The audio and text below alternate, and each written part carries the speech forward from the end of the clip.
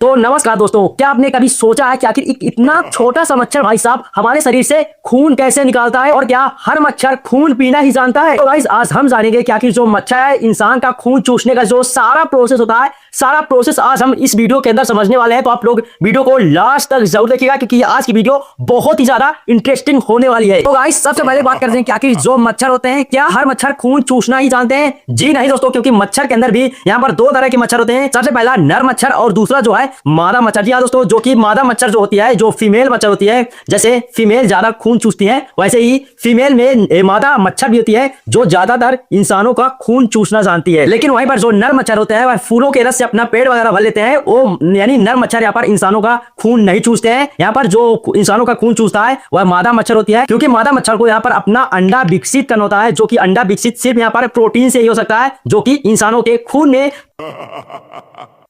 से जो मादा मच्छर है इंसानों का खून चूसना जानती है। भाई साहब अब आपको एक डाउट तो जरूर आता होगा कि आखिर मच्छर इंसानों को ढूंढ कैसे लेते हैं? भाई साहब आखिर मच्छर हम इंसानों को ढूंढ कैसे लेते हैं कि आखिर इंसान जो है इंसान कहाँ है और मच्छर वहां तक इजिली कैसे पहुंच जाते हैं? इसके लिए जो हम लोग कार्बन डाइऑक्साइड छोड़ते हैं सांस के द्वारा, तो उस कार्बन डाइऑक्साइड के द्वारा जो मच्छर होते हैं उससे पता लगा लेते हैं कि आखिर इंसान कहाँ है। और कार्बन डाइऑक्साइड के थ्रू बहुत ईजी तरीके से मादा मच्छर इंसानों के पास पहुंच जाती है। मादा मच्छरों को इंसानों तक पहुंचने के लिए और सारे भी रास्ते होते हैं, जैसे शरीर की गर्मी से मादा मच्छर बहुत इजी तरीके से इंसानों को ढूंढ लेती है, प्लस यहाँ पर पसीने की गंध से मादा मच्छर इंसानों को ढूंढ लेती है, और यहाँ पर त्वचा पर जो मौजूद केमिकल्स होते हैं उसको थ्रू भी जो मादा मच्छर होती है इंसानों का पता लगा लेती है बहुत ही इजी तरीके से। लगभग यहाँ पर 20 से 50 मीटर की दूरी से बहुत इजी तरीके से इंसानों का पता लगा लेती है कार्बन डाइऑक्साइड के थ्रू। वो इंसान है वह अपना जो कार्बन डाइऑक्साइड सांस के थ्रू छोड़ता है और वह 20 से 50 मीटर के आसपास जो भी मच्छर हो गए बहुत इजी तरीके से पता लगा लेंगे कि यहाँ पर इंसान है और उसके थ्रू इजिली इंसान के पास पहुंच जाते हैं। यानी जैसे ही हम इंसान सांस लेते हैं वैसे ही मादा मच्छरों को हम लोगों का सिग्नल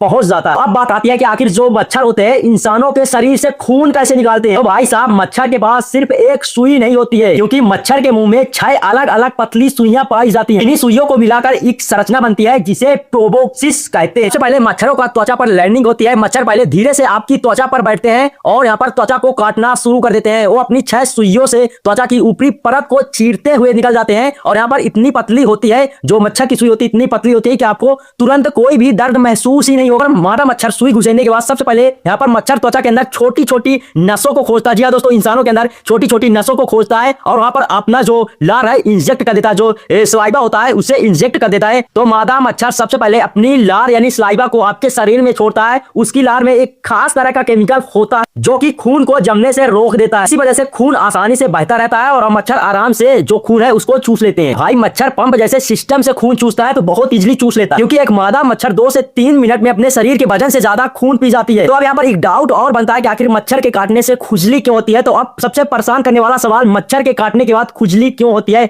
जब मच्छर की लार हमेशा शरीर में जाती है तो हमारा जो इम्यून सिस्टम होता है उसे हमला मानता है और फिर शरीर हिस्टामाइन नामक एक केमिकल रिलीज करता है। इसी वजह से सूजन जैसी समस्या है और यहाँ पर लाल दाग बन जाता है और प्लस यहाँ पर खुजली होना स्टार्ट हो जाती है। यानी खुजली मच्छर की वजह से नहीं बल्कि हमारे शरीर की प्रतिक्रिया की वजह से होती है। बात करते हैं कि आखिर मच्छर के काटने से कौन कौन बीमारियां फैलती हैं? तो मच्छर सिर्फ खून नहीं चूसते भाई साहब, बल्कि कई खतरनाक बीमारियां भी फैलाते हैं, जैसे डेंगू हो गया, मलेरिया हो गया, चिकनगुनिया हो गया, चिक्का वायरस हो गया। ये बीमारियां अलग अलग प्रकार के मच्छरों से फैलती है। तो अब बात करते हैं कि आखिर मच्छर को काटने से हमें कैसे बचना चाहिए, यानी खुद का बचाव कैसे करना चाहिए जिससे आप बहुत इजी तरीके से मच्छरों के काटने से बहुत इजीली बच सको। मच्छरों से बचने के लिए सबसे पहले तो आपको अपने घर में पानी जमा नहीं होने देना है, प्लस यहाँ पर आपको मच्छरदानी का इस्तेमाल करना है और यहाँ पर आपको फुल बाजू के कपड़े पहनना है, मच्छर भगाने वाली क्रीम लगाएं, प्लस यहाँ पर आपको शाम के समय ज्यादा सावधान रहे। तो दोस्तों आप जान चुके हैं कि आखिर छोटा सा मच्छर हमारे शरीर से कैसे एडवांस तरीके से खून निकालता है। अगर आपको यह जानकारी अच्छी लगी तो वीडियो को लाइक कीजिए और चैनल को सब्सक्राइब कीजिए और हमें कमेंट बॉक्स में जरूर बताइए कि आखिर अगला टॉपिक क्या होना चाहिए। मिलते हैं अगली वीडियो में, तब तक के लिए धन्यवाद।